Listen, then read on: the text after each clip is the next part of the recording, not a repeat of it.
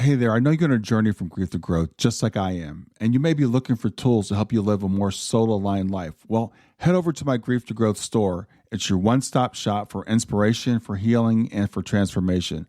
Inside there, you're going to find some free resources to help you get started. You'll find guided meditations to calm your mind and reconnect with your spirit. You'll find signed copies of my book, Gems of Healing. You'll find my brand new Oracle deck to help you tap into daily divine guidance. And there's some powerful mini courses designed to fit in your busy life and move you forward one gentle step at a time. So whether you're deep in grief, seeking spiritual growth, or just ready for a reset, there's something waiting for you right now. Just go to grieftogrowth.com/store, grief numeral 2 growth.com/store, and start exploring. Close your eyes and imagine. What if the things in life that cause us the greatest pain, the things that bring us grief, are challenges? Challenges designed to help us grow, to ultimately become what we were always meant to be.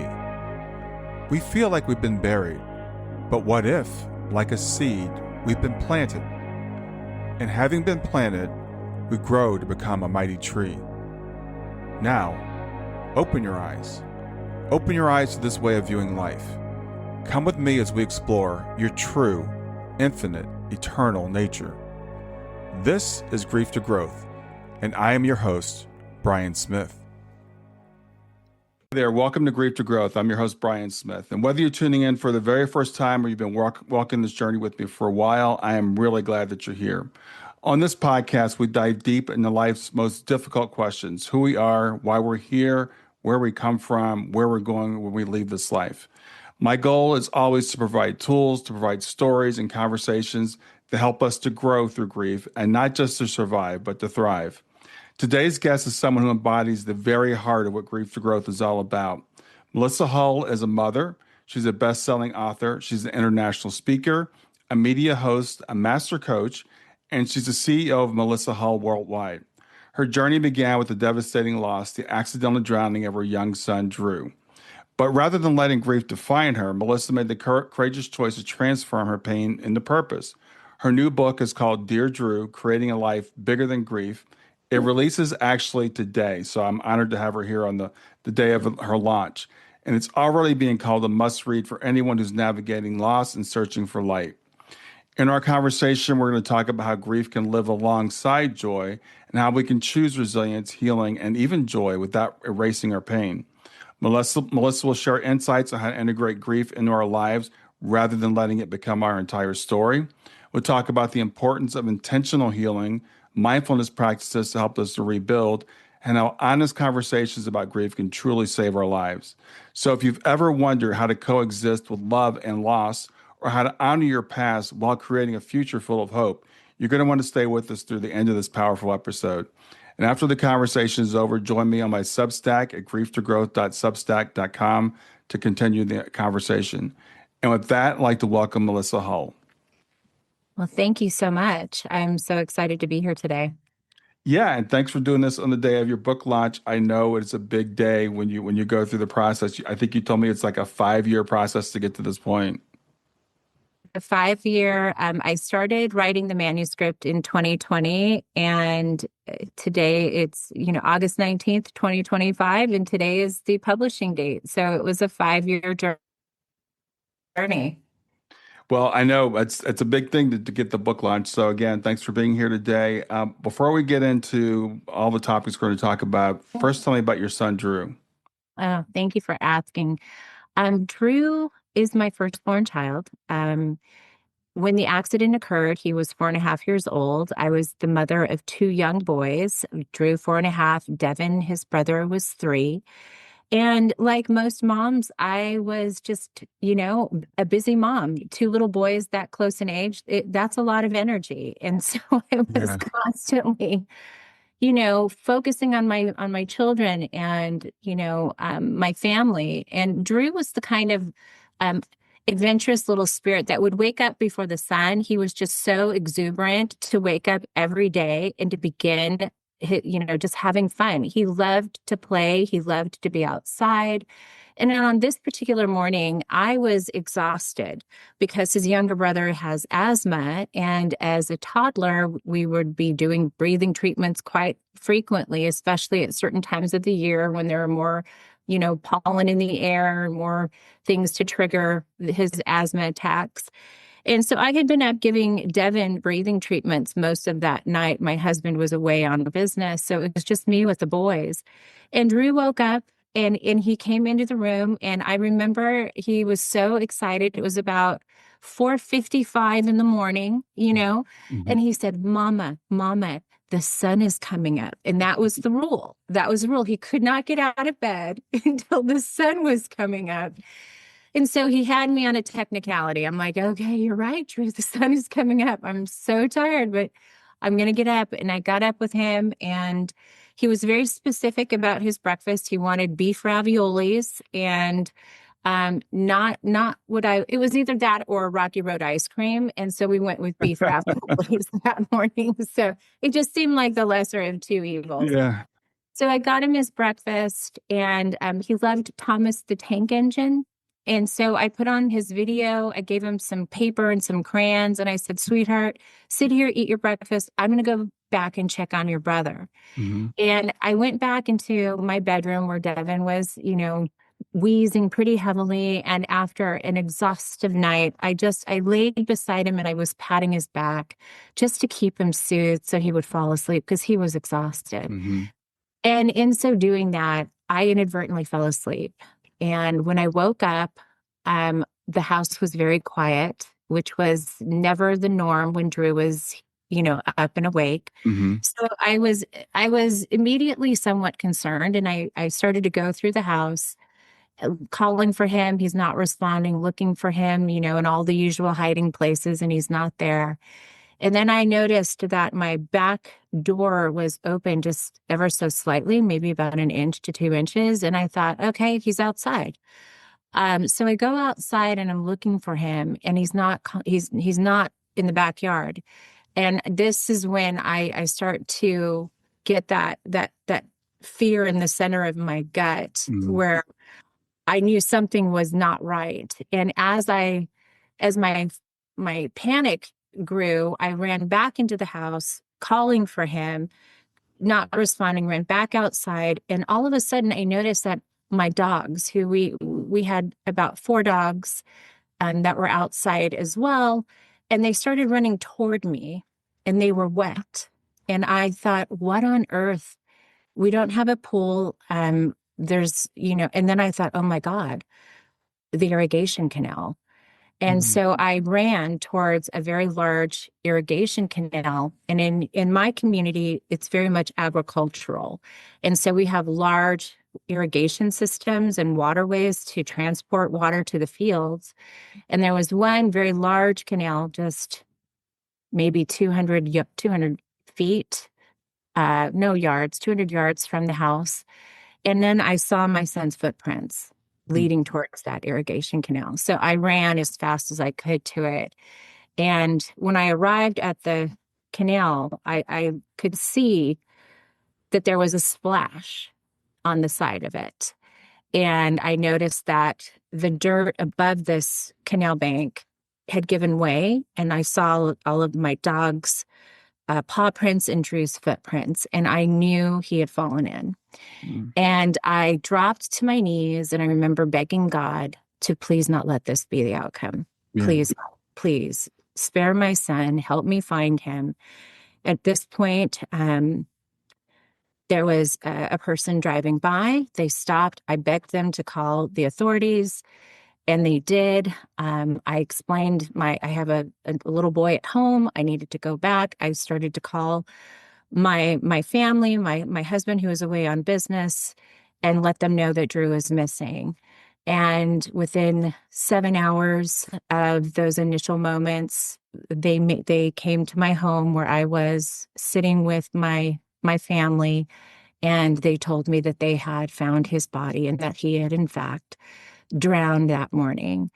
And that is how the accident occurred, and that is the moment that radically and forever changed my life. That perfect morning, those beautiful moments that I spent with my son, like every other morning, Yeah. I just I was sitting in the realization that that was the last time I would ever have that with him again. And it devastated me. And I just remember thinking, I don't know how I can survive this. Mm, I'm so sorry. That moment that you realize that your life is never going to be the same again. That and everything for me anyway is defined by before and after that. I always think about like, was this before or was this after? Yeah. I very much I I very much lived like that for quite some time, and until I made the decision that I wasn't going to leave Drew in the past, that Drew was coming Mm-hmm. forward with me. And so Mm-hmm. now it's just it's a different after, but it's not the same kind of painful separation that it was at that particular moment. Yeah, let's talk about that shift. That shift of because Sure. there people tell you to, you have to move on.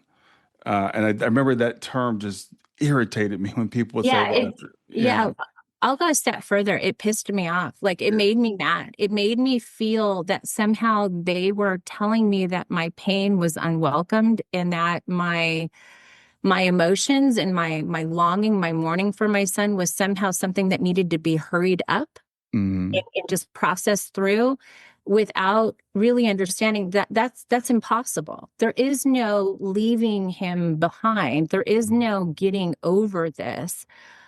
But there was a pathway to bring him with me that felt much more aligned with the truth, which is I never wanted to leave him in the past. I never mm, wanted to leave him behind.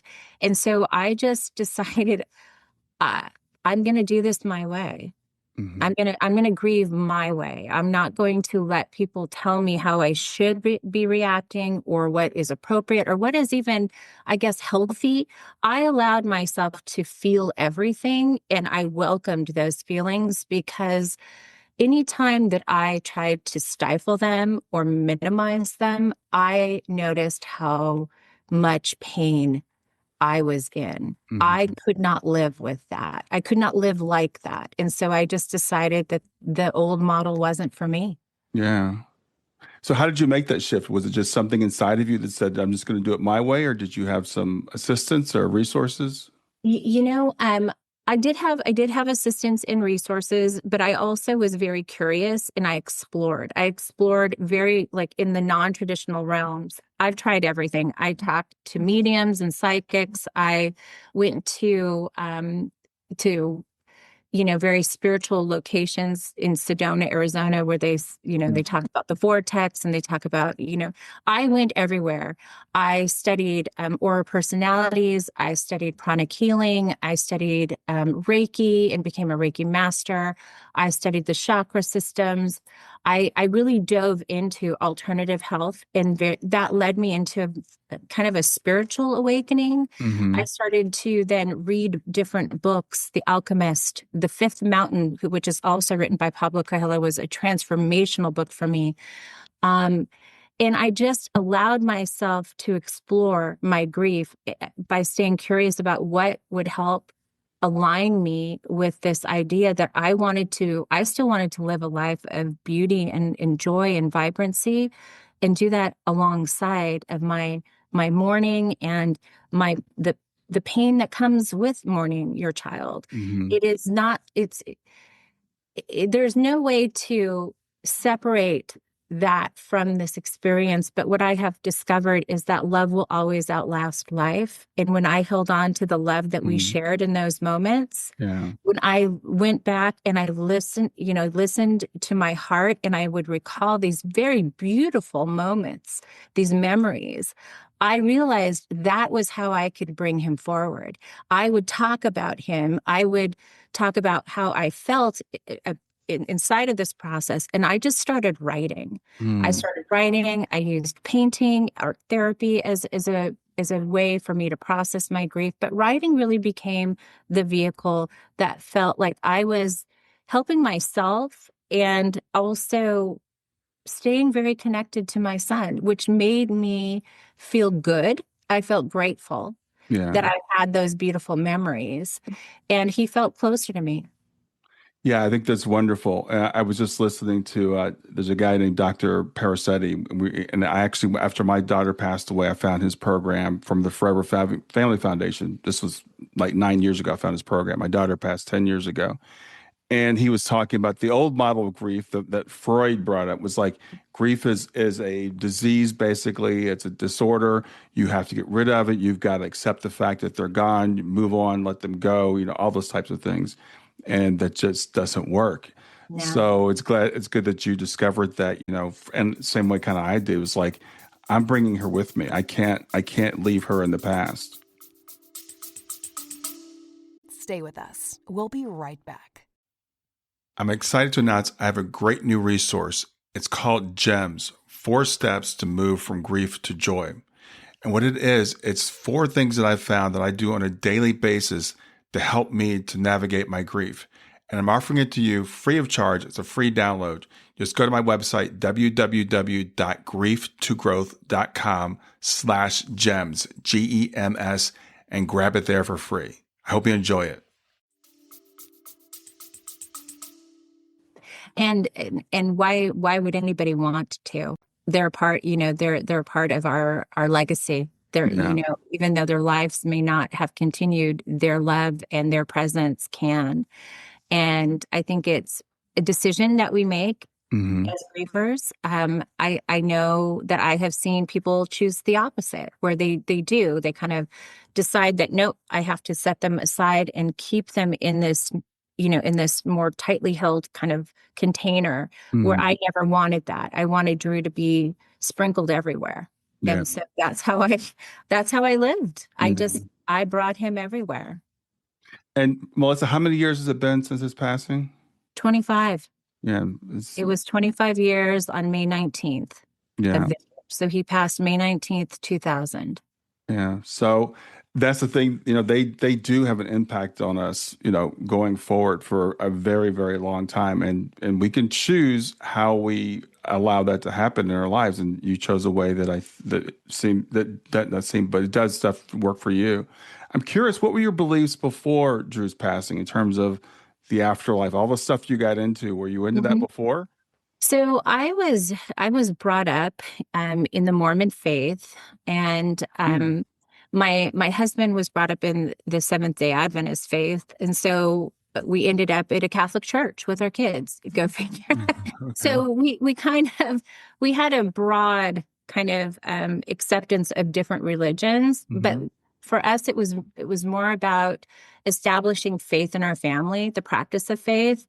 Um, we wanted our children to go to a particular school, and so we started attending the Catholic service. Hmm. And then Drew, ironically, decided that he wanted to try a different church that he heard about in his preschool class. He wanted to go to Sunday school with one of his friends, Nathaniel. And so we ended up at a non-denominational Christian church when the accident happened. Hmm. So I have kind of like a broad, you know, sampling of religious Hmm. background, but I've never been necessarily attached to a religious practice, but to very much a spiritual practice. Hmm. I've always felt very connected to God, if you will, or the universe, whatever feels more appropriate for your listeners. But I really felt a connection to the afterlife. I always have. And so I, I wasn't none of this was foreign to me, but at the time of the accident, it really didn't feel like it was enough for me. Hmm. You know, all of and I understand why people say things like this, but he's now an angel in heaven, or this was God's plan. None of that landed well for me, because again, it felt like, well, all of that might be true. It still didn't alleviate the immensity of this pain that I felt. It was oppressive. I remember it had a physical presence. I could feel this pain in my body. It Hmm. was hard to breathe. I noticed that I would be pulling for my breath, like, or I'd hold my breath and then gasp because I didn't even realize I was holding my breath. Everything about life afterwards changed for me, even my breathing. And so my connection to God and these sentiments that people, these platitudes that people would give to me did not offset that at all. And so I was very concerned about what life would be like at that particular moment because Hmm. I did have the knowledge. Trust me, I turned to the church, after the accident. I prayed ceaselessly for Hmm. God to help me carry this. And it didn't seem like nothing seemed to really be hitting that my heart in a way that it felt like it was lasting or meaningful until I received a letter from a woman I've never met. She's a mother that just heard about my story in my community, and she wrote me a letter. And she told me about her experience of losing her daughter to an accident when she made, it was early, they were getting ready for school. She left her little girl by the car. She had forgotten her purse, so she ran back in the house. And for whatever reason, her daughter had run into the road and was struck by a car. And she told me that she said, I know that the temptation to blame yourself for what you're going through is there. She's like, I know the should haves, the could haves, and the would haves that are circulating in your mind and holding your heart kind of hostage. She said, I want to encourage you to remember this, that joy and beauty can coexist alongside this pain, but you will have to choose to find it, and you will have to choose to find it every single day. That is the path towards, living life beyond this experience. And this is a few minutes after the accident. Mm. That letter and her words were the turning point for me. Wow, that's amazing. We Yeah. never know the power of the words that we speak to someone are going to have. No, we don't, because we don't ever really. I don't know that we really think about it. I don't know that we really think about the impact that our words can have Mhm. until you're the recipient of words that change your life. Yeah, And that was that moment for me. And that's when I realized that the power of communication and the power of sharing our stories and being vulnerable was something that I wanted to also embrace. I wanted to serve and to make a difference if I could by talking about my experience in the most honest, real way, because that's what connected me to her story. That's right. what I think meant more to me than any one time when anyone said to me, he's an angel in heaven and God has him, and this, was God's plan. Her words meant more to me than all of that. And you would think it would be the opposite, right? That Right. God's got him, he's in heaven, he's safe, he's loved, he's protected, and he'll be there waiting for me. Hmm. It was ineffective. But this idea or the story of another mother's tragic loss, in her honesty about the guilt, in her Hmm. honesty about the regret of making that decision to run into the house just for her keys. She needed the keys for her car.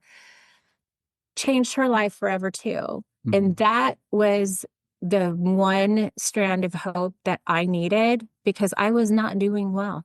I was Wow. not sure that I could survive this. I was very much contemplating, not continuing. And it was very, very bleak. And so her words, I give her credit for saving my life because in that moment, that's what it felt like. It felt like I was given this absolute gift from a perfect stranger, and she remains a perfect stranger. I don't know who she is. She wrote a letter and signed her name, and it's just the craziest thing. But 25 years looking for her, I've never found her. Oh, wow. Wow. Yeah. It's, as you were saying that, and that honesty is so important because there are a couple of things I find that holds people back as we're going through our grief process. I mean, there's lots, but shame is one, guilt is one. So we feel like we're the only ones that have these feelings and we hold them in. And I had a moment similar to yours. I remember I was a little bit after my daughter had passed, and I was on the road to see my other daughter. She was in college. And my wife and I were listening to this podcast, and this woman said, after my daughter passed, I was standing on the street corner, getting ready to cross the street, and there was a bus coming along. And I thought about stepping out in front of that bus.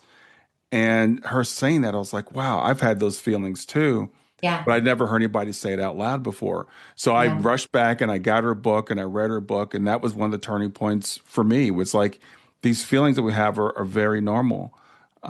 Those feelings of not wanting to go on as a parent. You want to be with your child, even though you've got, a husband and another child here. So there's this tearing between two different worlds.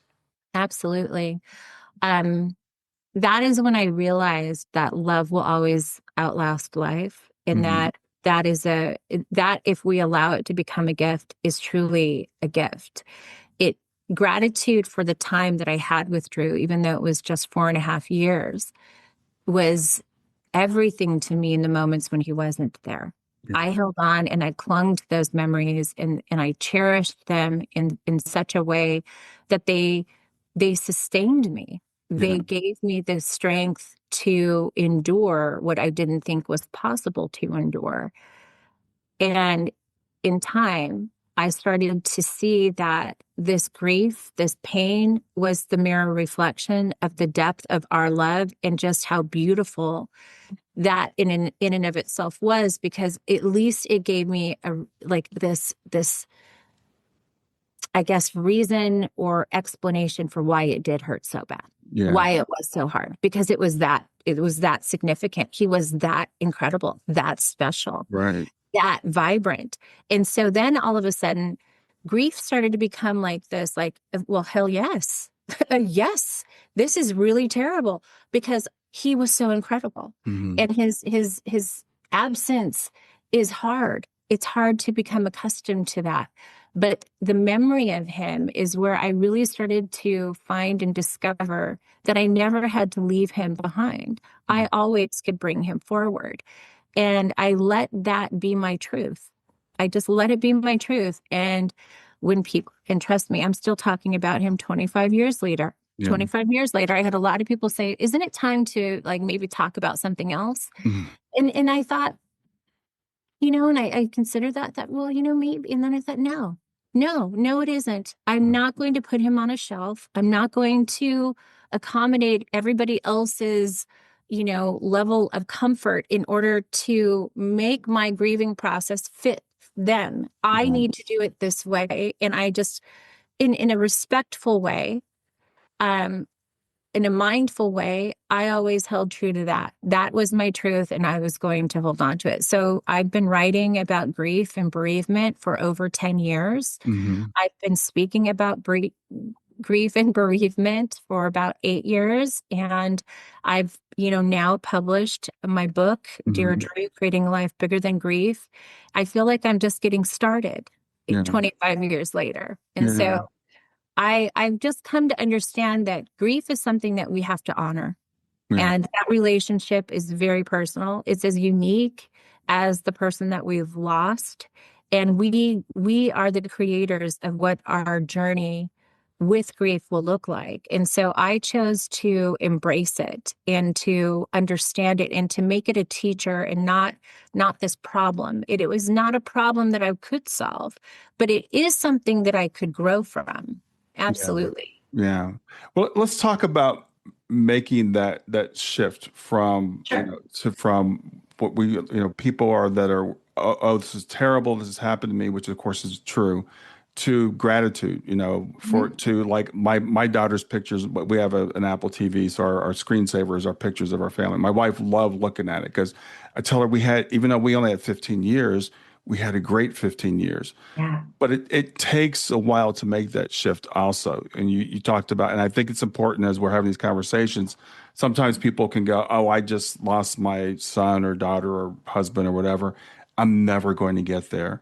But let's talk about the process that you went through, because it's 25 years later. Yeah.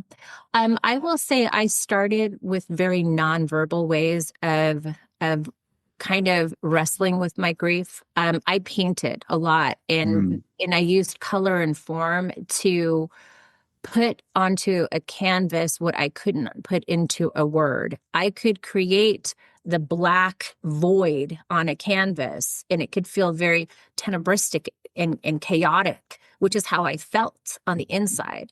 I first gave permission for my emotions to just be felt and then to be seen on a canvas. That for me was very much a first step into processing all of the emotions, all of the thoughts, all of those ideas that I'll never recover. And I put it down on a canvas where I could see it. And it felt good to me to be able to do that. So I began there. And when that was one form. Another form of what I would say transition was when I gave myself permission for 15 minutes every day to only think about the good, to look at pictures of him where he is smiling, where we're there together, and to remember all of the beauty that he brought to my life. And that is what really shifted my pain into a sense of gratitude, was in the remembrance. What it was going back and reconnecting to those moments, knowing that I won't have them in the future, and crying. Oftentimes I would be sobbing as I would look at these pictures, but I was also smiling. I was smiling at the memory, and that was a very transformational practice for me. But it's something that I dedicated my time to every single day. And if I needed to repeat it, if I had a particularly challenging day, I would repeat that process as often as I needed to in order to remind myself that there was also good here. There was also a life of amazing vibrancy here. And I never wanted to forget that. And that's what helped me make that transition when I didn't think that anything could help me. That's what ultimately did. Yeah, it's very powerful. I've found, and for me, it's been 10 years, and it took me about 5 years to start to turn the corner on things. And people talk to me about gratitude, and I was like, "What are you talking about? What do I have to be grateful for?" I think that's a natural reaction, but I love that practice that you have of looking at Drew and remembering how special he is and the impact that he had on your life. During those times that he was here, and again, that shift is kind of subtle. At first, you might cry a lot because you're thinking about what you don't have, but eventually you get to the point where you start thinking about, we had great times together. Oh, absolutely. And let me say this clearly. I am not trying to say that this was an easy process. I struggled. I was, like I mentioned earlier, I was very, very suicidal. I did not know that I wanted to live after this. I felt completely responsible for the accident. I didn't think that I was worthy of being Devin's mother. I felt like maybe I would mess it up and harm him inadvertently. I was very, very hard on myself. And so inside of that practice, I also discovered a forgiveness and a recognition that there are, parents, we love our kids. We strive to give them every good and wonderful experience, to keep them safe, to raise them well. That is our intention. And nothing about that wasn't true that day. All of that was true that morning. I was up being the kind of mother that I wanted to be. I was having the kind of morning that I loved with my son.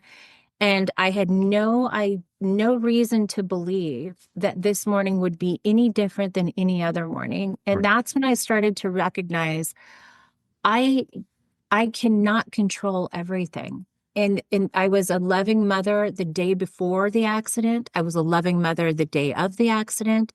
And I remain his loving mother 25 years later. That is my truth. That is what ultimately helped bring peace to my heart, is understanding that we all make decisions that have unintended consequences that we don't know. We don't know what's going to happen from moment to moment. If we did, we would, I'm sure we would all pick very different lives. We would, we would live differently. But since we don't, we do our best. We do our best, and we make the best decisions in moments, and we hope and we pray that we're making them and that everyone will stay safe. But accidents happen, and this life doesn't happen in a vacuum. And I had to allow for that truth to also be a part of this healing journey. That sometimes we make decisions that have unintended consequences that we can't undo, but it doesn't mean that we should punish ourselves for the rest of our lives. Thank you for sharing that. And I'm always kind of hesitant to bring that up because it's such a vulnerable place for people, that guilt that we hold. But I can tell you, after working with all the people that I've worked with, parents, spouses, etc., it's almost universal. We find some way to blame ourselves, regardless of the Yeah. circumstances of our loved ones passing. And as you said, we can't predict the outcome of everything that we do. Okay.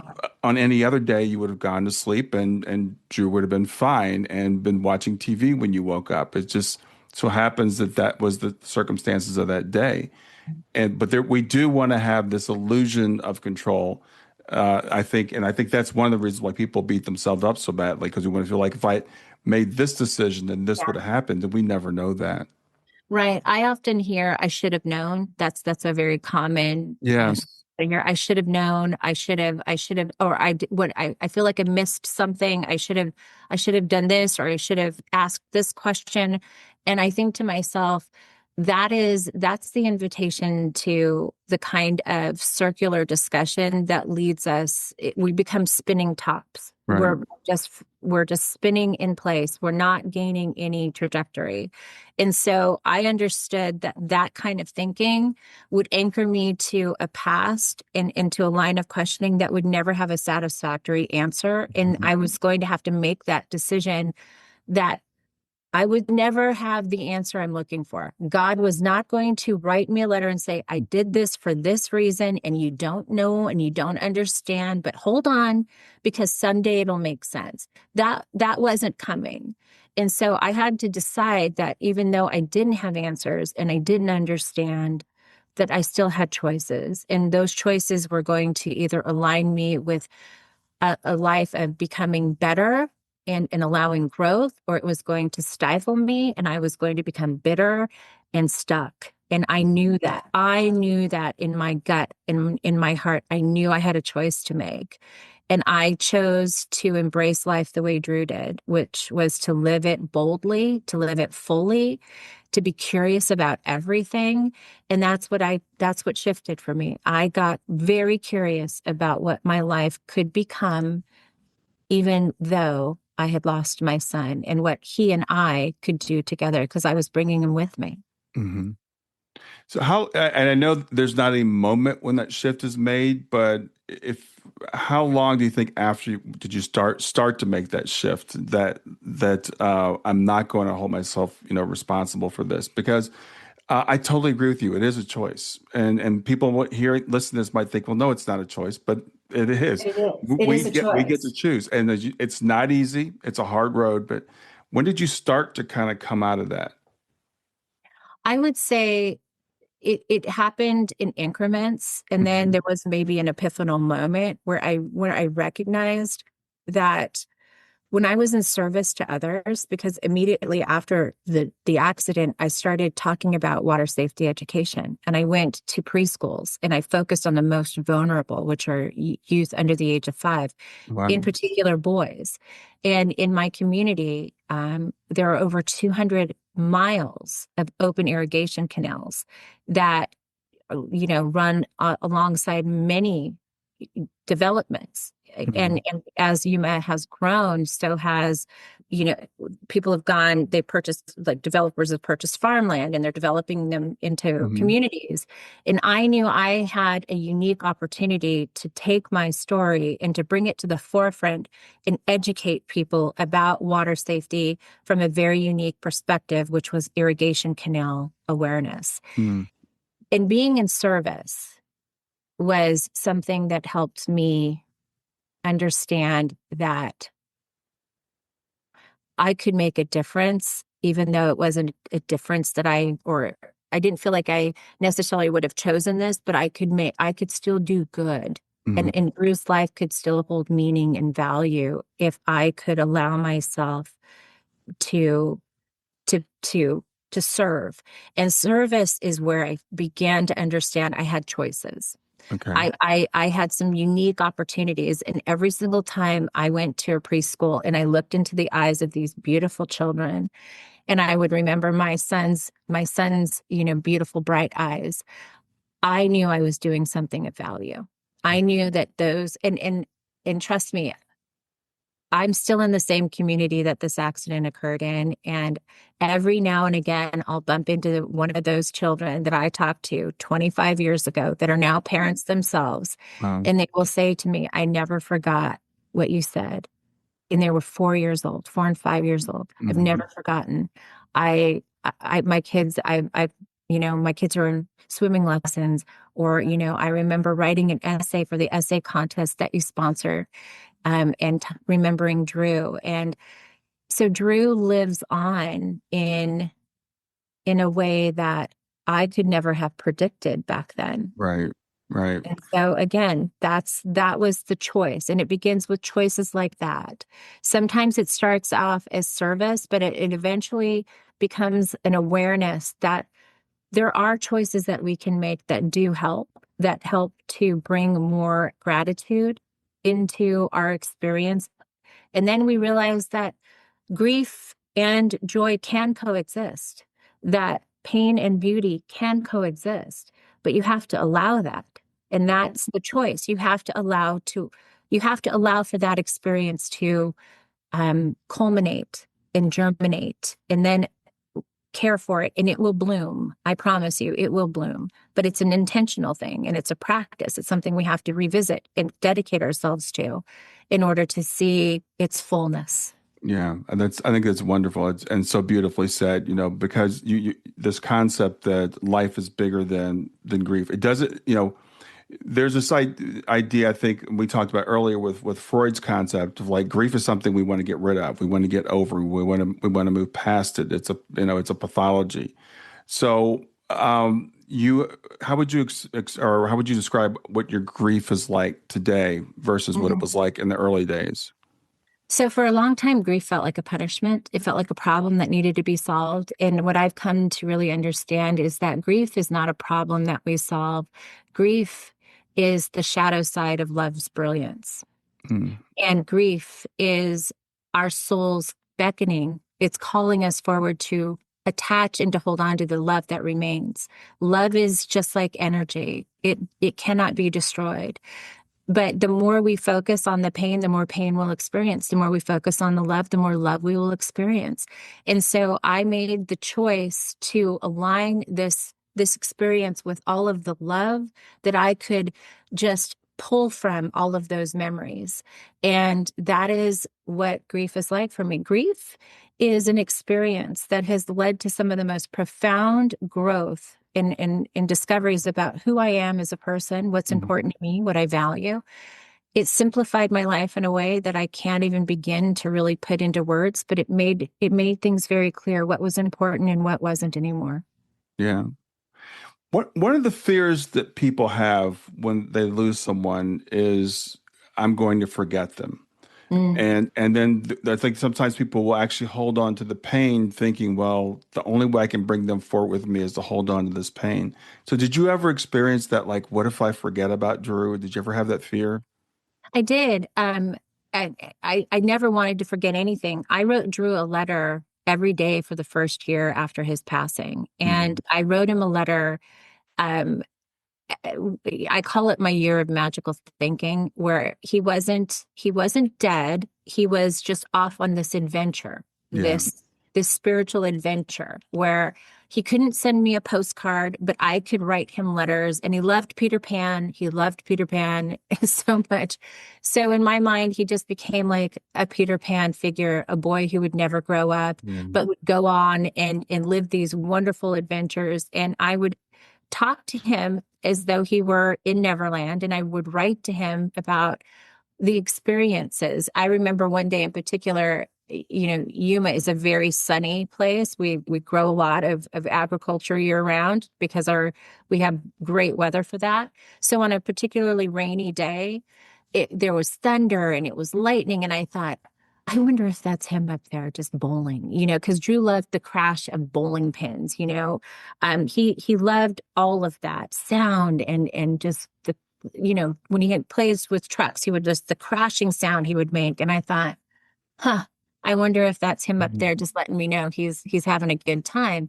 And so I just remember thinking about things like that. It was a present day experience that I was still going back and remembering how he lived. And Mhm. I would write about that. And so I found that even in my writing, I was connecting to him and I was not forgetting him at all. If anything, I was reinforcing all of those memories. And then I made decisions at Christmas time or at Thanksgiving that all I wanted was somebody to tell me something that they remembered about Drew. And I would just ask for memories. Just write me a memory. That's the only gift I want. Just give me the gift of your memory Wow. of him. And that was one of the most beautiful experiences. Um, Maybe of my life to hear the love that other people had and have for him Mhm. in those tender moments, Christmas, Thanksgiving, birthdays, graduations, all of it, because he was going to graduate his preschool class and go on to kindergarten that next year. Just his teachers wrote to me and his classmates' parents wrote to me, and it was such a beautiful way of recognizing just how impactful that his brief 4.5 years of life were, but how meaningful Yeah. his life was to others and to me. And that's how I held on to him. And I just go back and I revisit them. I have all of them and I just keep them in a box. And every Christmas they come out, or every Thanksgiving we'll add, something that we're grateful for. And Drew's always included. Wow. Wow. That's amazing. And for people, we're recording this on video for people that listen to the podcast. I love the way your face lights up when you talk about Drew. And I think it's really important for people, again, having that fear early on, thinking, oh, what if I forget it? And I remember thinking that, I don't want Shayna to fade into my memory. I thought, and again, it's been 10 years and she hasn't faded at all and never will. So I wanted to Exactly. alleviate Yeah. that fear for people that might have that.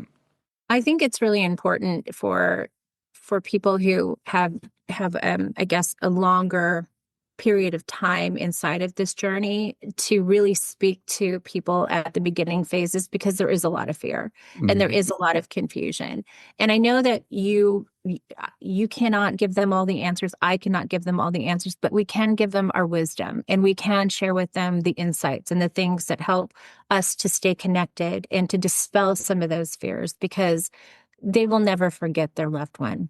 They won't, that's impossible. I understand it's a concern that we all go through, Mhm. but write it down, preserve it.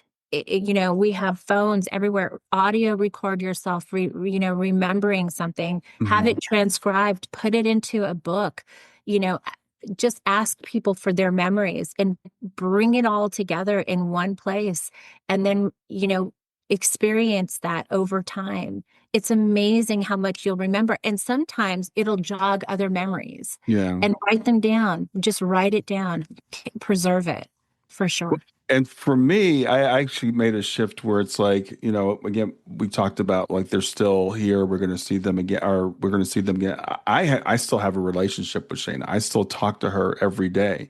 So Yeah. that's I'm not going to forget her because I talk to her every day. That's one thing that I really love that you shared that, because it's one of my mainstays. I've never not spoken to Drew. I swear to you, I feel a connection to him outside. I go outside and I really feel that's where I talk to Drew. Hmm. I talk to him about the hummingbirds that come into the yard, or I talk to him about the flowers that I've planted, because he loved gardening. Sunflowers were one of his favorite flowers. And I just remember, and I talked to him about the things I'm doing. And I've said several times, this is Drew's life and my journey after this. That's what this book is. And so Hmm. we even did that together. Yeah. So his Yeah. voice is all through this book. And my memory of him is all through this book.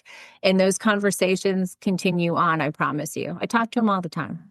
Yeah, I think that's great, and at least it works for me, It So like I works for said, me that too. that fear that I had that I was going to forget Shayna is like, well, and her pictures are all over the place. You see the picture on the wall behind me. Yeah. It's all my Apple Watch. I've got her picture on that's every time I look at it, and we can keep our loved ones' memories alive in our heart. We can keep them here in our heart.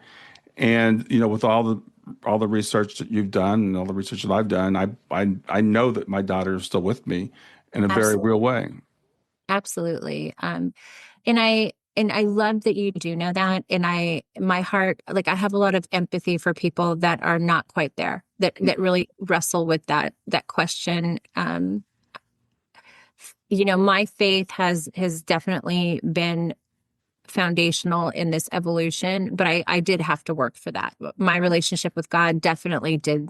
I struggled with God for a time, but I've come to understand that Drew is infinite.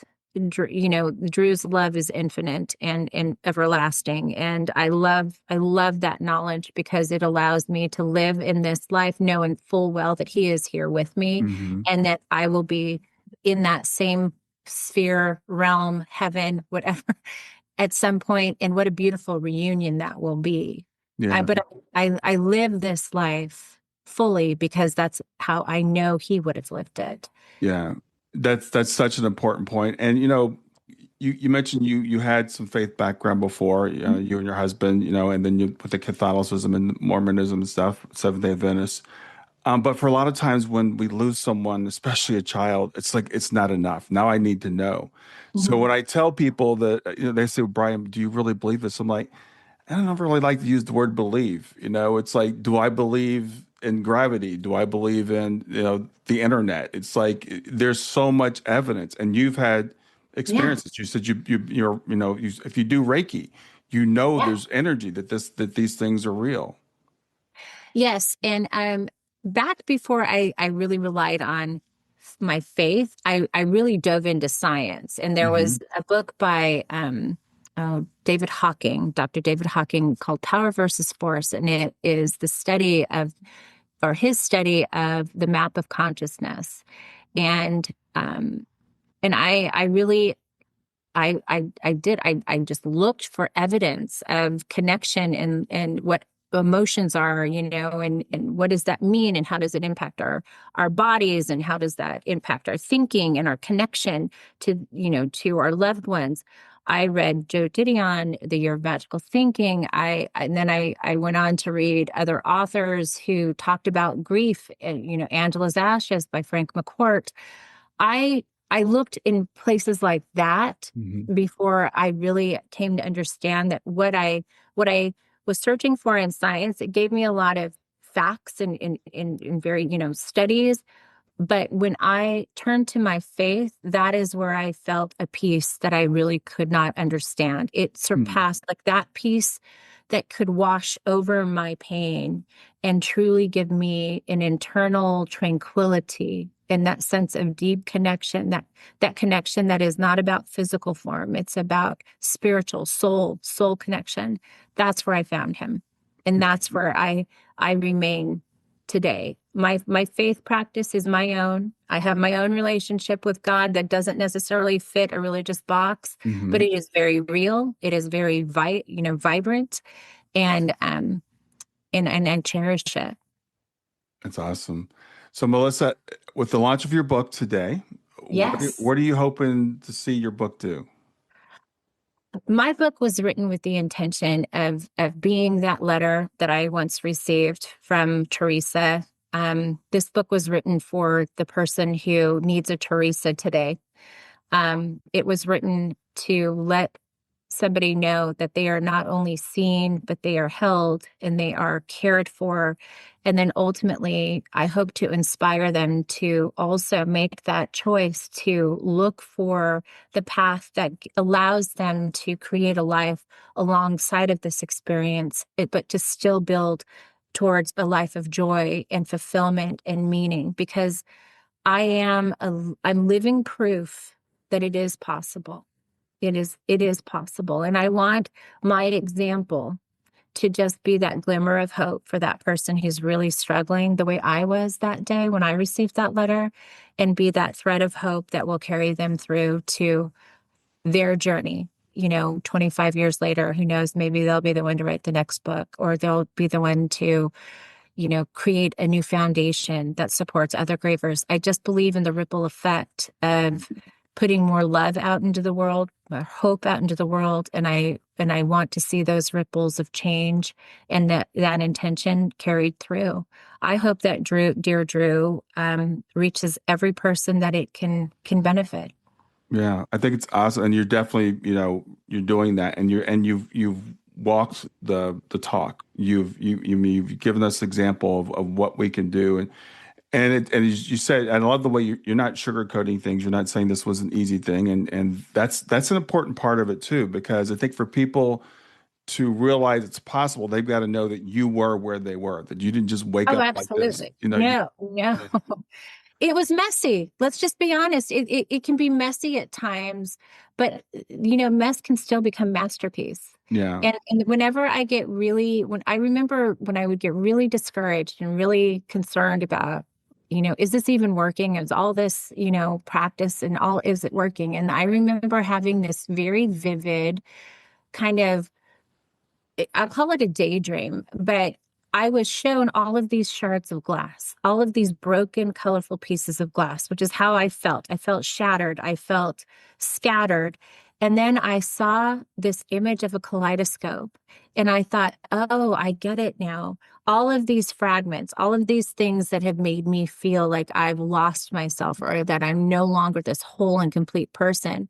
When you put them together and then you put them in a tube and then you put light through it, what you see is magnificent. Hmm. And we don't know that until we've journeyed down this path of grief. We don't know that all that broken glass, all of that brokenness will someday become something so beautiful that we will want to share that beauty with everyone who is now on that same journey we were, because we now want to give from that overflow. And that's what this book really is. It's my ability today to give from this wellspring of joy that is not fabricated. This was earned. This was intentional. Right. This is a practice. This is just like going to the gym in working on my physical body. I worked on my heart. Mhm. I allowed my heart's voice to become louder than the pain, to offer me more vision for a future than the pain did. And inside of my heart's voice, that's where all the beauty really arrived.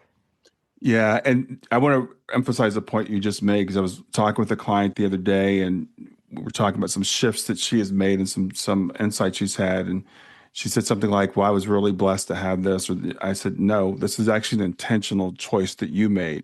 You get to choose how you feel about things. There's a set of events that happen. There's an objective set of events, and then there's the story that we tell ourselves around that. Absolutely. So you've chosen to do this. You've chosen to make these decisions, that you've chosen to look at it this way. You have gone through the pain of going through the practice. It's not like it just happens. Like we have a grief event and we grow. Mhm. It provides us the opportunity to grow, but it doesn't just necessarily generate growth. I always say you can be a gardener, but until you plant the seed in the ground and you water it and you tend to it, you're not, you have the intention of being a gardener. But Hmm. until you actually garden, that's when you actually become the gardener. You have to plant these ideas and understand that they need time to germinate. They need sunlight. They need water. They need the right conditions, the right time of year.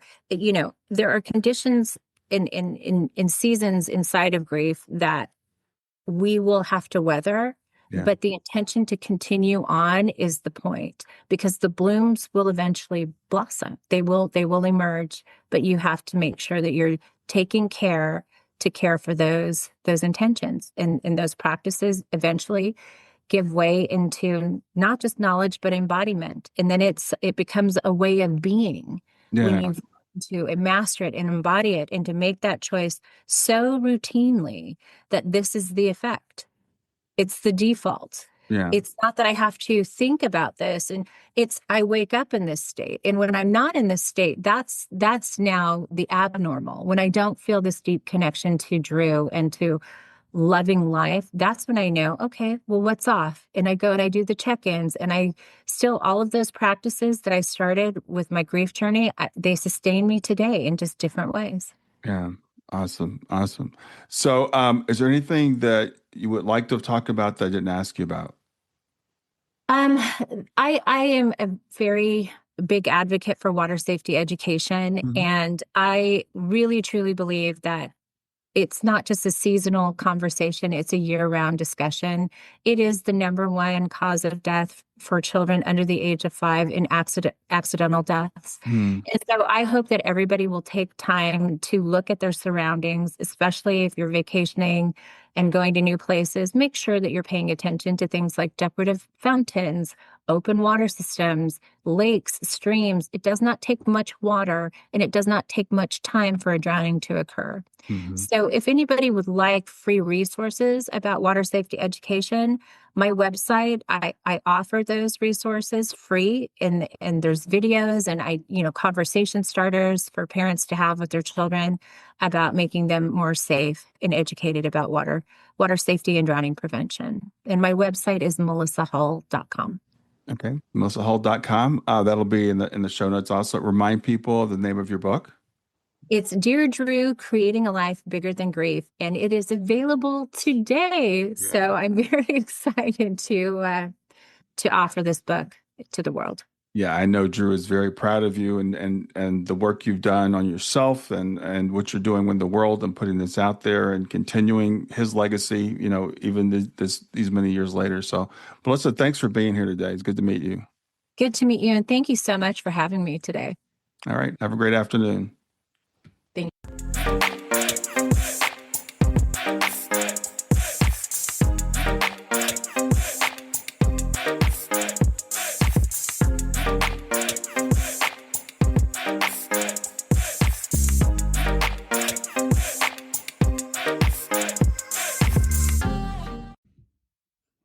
Hey there, if you liked this episode, come on over and talk about it. Let me know what you liked. If you didn't like this episode, come on over and talk about it. Let me know what you didn't like.